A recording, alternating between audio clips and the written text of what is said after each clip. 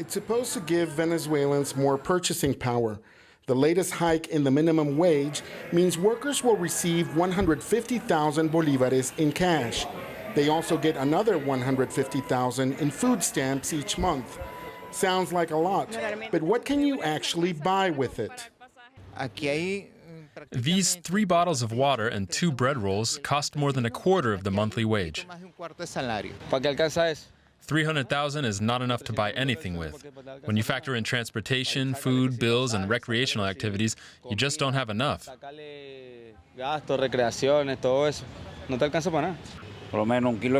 A kilo of beef costs 60,000 bolivares, and a bus ticket now costs 2,000. Everything is way too expensive, and the minimum wage is not enough. I went shopping in Caracas to put the new minimum wage to the test myself. I bought some groceries for 170,000 bolívares. That's more than the minimum wage for just a few items. But I still have most of the food stamps left, so I bought some onions, some fruit, and cheese.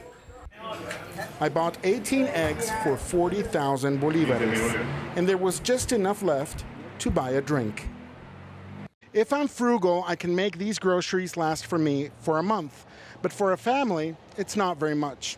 And I'm not including a lot of protein in these groceries, nor personal hygiene products. And for an overall monthly salary, it's not enough to cover public transport or public services like water, electricity, gas, and telephone services. So for a family, it's not very much. All right, to talk about this some more, I'm joined by Alejandro Márquez Velázquez from the Freie Universität Berlin. Alejandro, thanks for joining us. Such difficult circumstances for Venezuelans, and yet the power struggle between President Nicolas Maduro and the opposition leader Juan Guaido just keeps going on. How long can Maduro cling to power? Well, Maduro has shown quite a lot of resilience, and this resilience has a reason is the alliance with the military, because around 2016 he ceased to be like a democratic president and tried to eliminate the power of the parliament. So this has only been possible because he has a close alliance with the military, and his government has brutally repressed demonstrations against him and has murdered hundreds of protesters or has jailed thousands of them. So I think he can remain in power as long as this alliance with the military holds.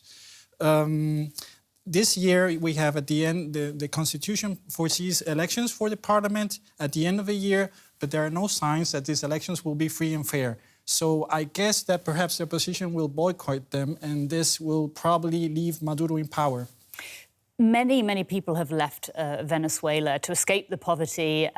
What effect is this having on the country? And also, how is it affecting the neighboring countries? Well, we have people leaving the country because of the dire conditions. And this actually has, I think that's rather stabilizing the situation in the country, because you have this mass exodus of young male people that were mainly demonstrating against Maduro in the streets in 2017. This mass migrations really accelerated. And then they have been establishing mostly in South American countries, and they are sending back remittances to their families. So this is kind of stabilizing the economic situation. It's helping feed an informal dollarization that's taking place to help people cope with hyperinflation. It's estimated that hyperinflation ended around 10 million% in 2019. So actually this migration is stabilizing Venezuela, yet I think it's rather destabilizing neighboring countries, which are countries that are most of them not used to receiving migrants. And this is the largest migration problem that has ever happened in the Western Hemisphere. So it's more or less similar than the situation in Syria, and there's no civil war yet in Venezuela. So they are very fragile countries. We have seen the situation in Colombia, a country that has been recovering from its own civil war conflict for the last decades. And also you have a country like Peru who has received 1 million Venezuelans. So this is not easy for them to cope with. And most of the problem also comes with that some of them are, or most of these migrants are rather poor. So they are they need a lot of support from state institutions, and the institutions in these countries are weak. So probably in the future they will benefit from this, but now they're destabilizing the situation. As you say, so upheaval and discontentment really across most of Latin America. Alejandro Márquez Velázquez from the Freie Universität Berlin, thank you so much for joining us. Thank you.